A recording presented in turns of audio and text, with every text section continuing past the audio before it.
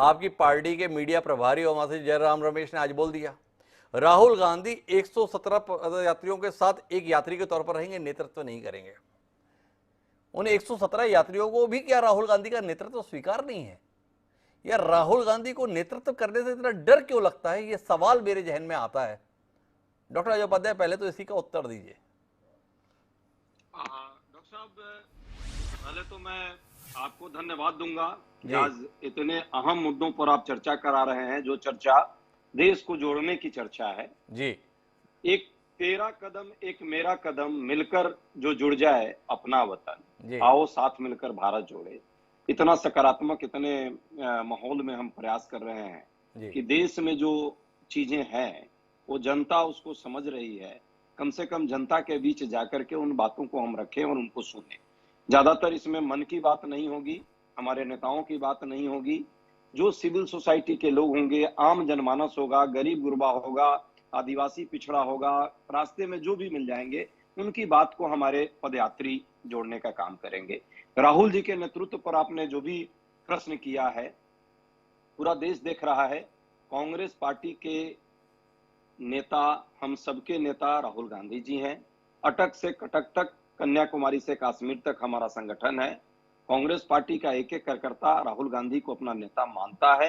हम सब उन्हीं के नेतृत्व में आगे काम कर रहे हैं। ये यात्रा कांग्रेस पार्टी के कार्यकर्ताओं के सहयोग से हो रहा है। कांग्रेस पार्टी के लोग इसमें पूरी ईमानदारी से प्रयास करेंगे और मेहनत करेंगे, लेकिन यात्रा कांग्रेस पार्टी के झंडे पर नहीं है, देश के तिरंगे पर है। और देश के जब तिरंगे की बात आ रही है तो मैं तो कहूंगा, चिंतामणि जी, बेवजह आप परेशान हो रहे हैं और चिंता कर रहे हैं कांग्रेस पार्टी का। देश का प्रश्न है और देश के प्रश्न में तिरंगे के साथ आप भी आइए।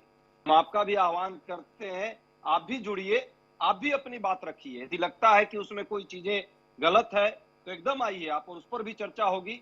लेकिन जो सकारात्मक चीजें हो रही हैं, कन्याकुमारी से कश्मीर तक 3570 किलोमीटर की यात्रा, और इस यात्रा के 3 मुख्य उद्देश्य हैं। मैं उसकी भी चर्चा 10 सेकेंड आप एक्स्ट्रा दीजिएगा, मैं डॉक्टर साहब करना चाहता हूं।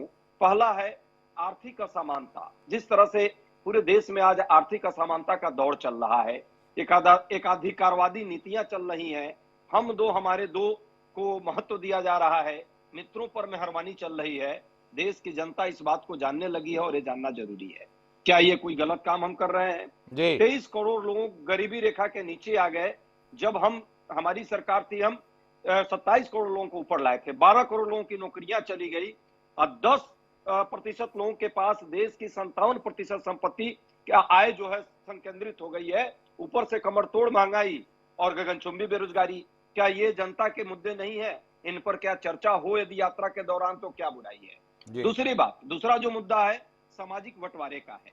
जिस तरह से देश में सामाजिक बंटवारे की नीतियां चल रही है, हिंसा की राजनीति चल रही है, क्षेत्र, भाषा और धर्म के नाम पे जो नफरत परोसने की साजिश चल रही है, उससे देश कहीं ना कहीं अंदर से कमजोर हो रहा है।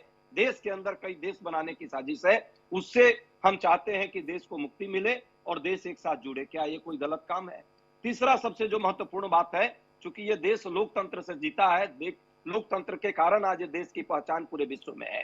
जिस तरह से राजनीतिक केंद्रीकरण हो रहा है, राज्यों में जिस तरह से उनके साथ पक्षपात किया जा रहा है, विपक्षी सरकारों को जिस तरह तोड़ने, खरीद फरोख्त की राजनीति चल रही है,